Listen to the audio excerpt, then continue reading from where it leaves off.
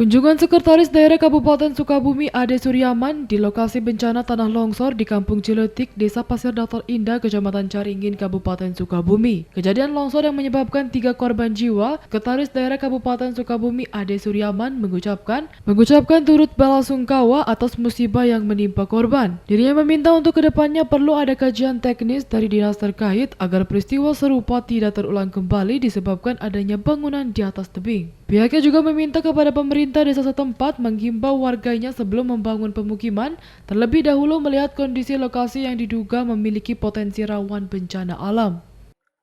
Kita mengharapkan ke depannya, tadi saya sudah bicarakan sama Pak Kalak BPBD, kita mungkin ada kajian teknis nih, karena khawatir ya yang di atas tuh kalau posisinya begini bisa terulang. Oleh karena itu nanti kita akan minta kajian teknis dari Dinas PU atau Dinas Pertim, sehingga penanganan kita akan berjalan dengan lancar.